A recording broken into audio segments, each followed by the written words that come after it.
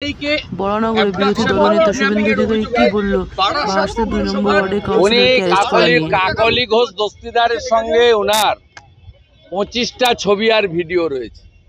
সর্দার তো ওর নাম, হ্যাঁ, উনার কাজ ছিল প্রতিদিন শুভেন্দু অধিকারীকে ব্যঙ্গ ছবি পোস্ট করা। ওর ফেসবুকটা ফলো করবেন। এইরকম গুন্ডা বদমাইশ ভর্তি এ আরেকটা শাহজাহান। এবং কাকলি ঘোষ দস্তিদারের আশীর্বাদ ছিল বলে এতদিন ধরে এই নোংরা কাজগুলো করে গেছে। আর এরা সব ছাপ্পা মেরা কাউন্সিলর, এরা মানুষের ভোটে জেতা কাউন্সিলর নয়। 2.5 কোটি টাকা মুক্তিপণ চেয়েছে ত্রিপুরার ব্যবসায়ীর কাছ থেকে। হ্যাঁ, ওদের টাকা, তৃণমূল মানে তো টাকা চাই, টাকা টাকা টাকা টাকা।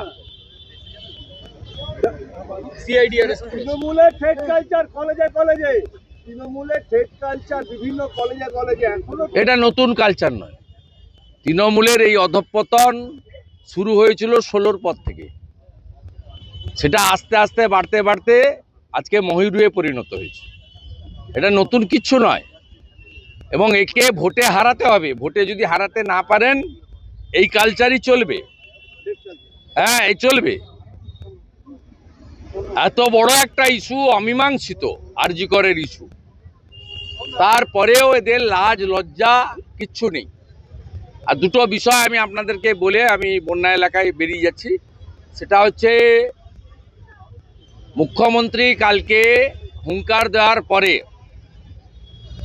চিচিড়াতে, ঝাড়গ্রাম এবং ঝাড়খণ্ড বর্ডারে যেহেতু লিখিত অর্ডার দেওয়ার ক্ষমতা সাহস মুখ্য সচিবের নেই,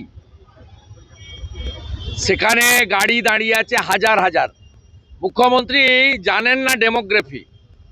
ঝাড়গ্রাম বর্ডারে ঝাড়খণ্ডের গাড়ি আটকালে সব পেঁয়াজ আটকাবে। ওই রাস্তা হচ্ছে নাগপুর, নাসিক, ছত্তিশগড় হয়ে বাংলায় ঢুকছে এবং এখান থেকে উত্তর পূর্বাঞ্চল, সিকিম, ভুটান, নেপালে যাচ্ছে। ভয়ঙ্কর পরিস্থিতি করেছে ওখানে একটা। আর দ্বিতীয় করেছে কুলটিতে, ঝাড়খণ্ড বর্ডার, সেখানেও কয়েক হাজার গাড়ি দাঁড় করিয়ে রেখেছে। আমি অবিলম্বে মহামান্য রাজ্যপালকে এবং কেন্দ্রীয় সরকারকে অবিলম্বে প্যারামিলিটারি নামিয়ে এনএইচ অবরোধ করতে পারেন না। আমি 2টো অবধি দেখব। 2টোর পরে আমি নীতিন গডকরিকে লিখব, অমিত শাহজিকে লিখব, গভর্নরকে লিখব যে ইমিডিয়েট ওখানে ব্যবস্থা না হোক। উনি পশ্চিমবঙ্গের ভাবছেন নিজেকে প্রধানমন্ত্রী। পশ্চিমবঙ্গ একটা আলাদা দেশ। এই রকম একটা, আর উনি কালকে বলেছেন না ডিবিসির সঙ্গে কাট আপ করে দিতে। উনি কি জানেন যে পশ্চিমবাংলার পশ্চিমাঞ্চলের 7 থেকে 8টি জেলায় আলো জ্বলে, কারখানা চলে, ট্রেন যায় ডিবিসির বিদ্যুতে? একটা পাওয়ার প্ল্যান্ট করতে পারেননি, 1 ইউনিট বিদ্যুৎ নতুন করে জেনারেশন করতে পারেননি, ডিবিসির উপর নির্ভর করেন। আবার ডিবিসিকে সঙ্গে সম্পর্ক কাট আপ করবেন বলেছেন।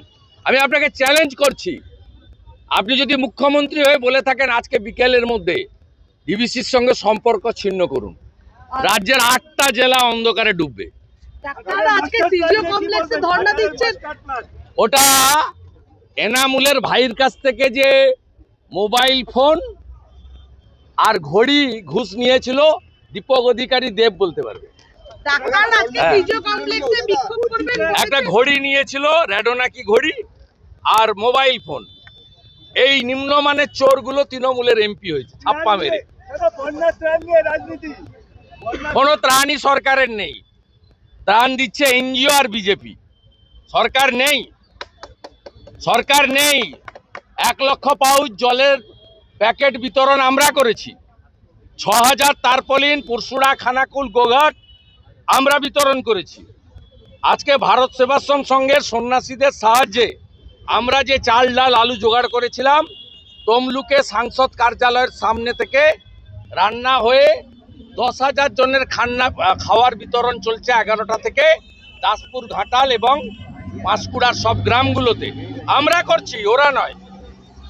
সরকার নেই, সরকার নেই। সরকার আছে তো খিচ মেরি ফটো।